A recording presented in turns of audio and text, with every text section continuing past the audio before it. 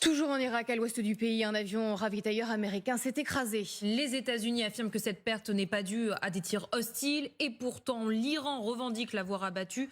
Tentons d'y voir plus clair avec notre correspondante à Washington, Sonia Dridi.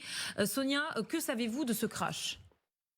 Oui, l'armée américaine a confirmé la perte d'un avion de ravitaillement en carburant dans l'ouest de l'Irak.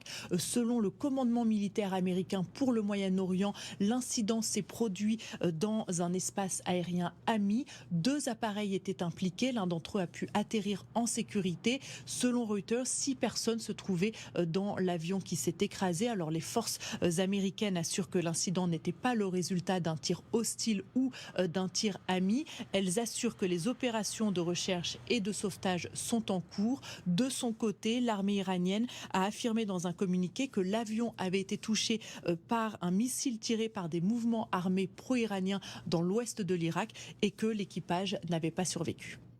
Sonia Dridi depuis Washington, merci beaucoup. Ce matin, encore dans le même temps, l'Iran poursuit ses frappes sur Dubaï. Regardez ces images de nos envoyés spéciaux ce matin. Un immeuble touché en feu et cette épaisse fumée qui se dégage des étages. On retrouve sur place en direct Elisa Cléache et Arthur Grolet. Elisa, racontez-nous ce qu'il se passe autour de vous. Oui, c'était assez impressionnant. Cela s'est passé un petit peu avant 4 h du matin, heure française. Il était quasiment 7 h ici et cela s'est passé juste derrière nous, derrière ce bâtiment et surtout à côté de la tour du Burj Khalifa qui, vous le savez, est la tour symbolique ici à Dubaï. C'est la plus grande tour du monde. Selon la communication officielle de la ville, cela n'a fait aucun blessé et cela serait dû à l'interception. Ce qu'il faut absolument souligner ici, c'est que c'est le symbole de Dubaï qui est frappé ici, comme c'est d'ailleurs le cas depuis le début de ce conflit. On avait également eu l'aéroport de Dubaï qui a été frappé à plusieurs reprises, alors que c'est quand même le premier hub au monde en termes de trafic international. Et ici, on le voit bien, cela atteint son paroxysme avec le quartier du Burj Khalifa.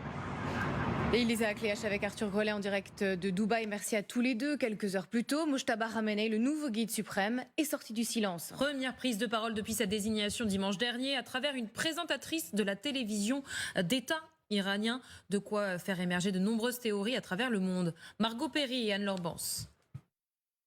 Très attendu, les premiers mots du nouveau guide suprême iranien, prononcés lors d'une mise en scène surprenante. La vengeance que nous avons en tête ne concerne pas seulement le martyr du grand leader de la révolution. Chaque membre de la nation tué par l'ennemi constitue un cas distinct dans le dossier de la vengeance. Pas de prise de parole directe, ni d'image. Pourquoi Mojtaba Khamenei reste-t-il invisible depuis sa nomination ? Son état de santé alimente les spéculations. Il aurait été touché dès la première frappe israélo-américaine. Il a été blessé notamment aux jambes, mais est conscient et à l'abri dans un endroit hautement sécurisé. Une absence physique, stratégique selon certains. Il est la cible prioritaire à abattre pour les États-Unis et Israël.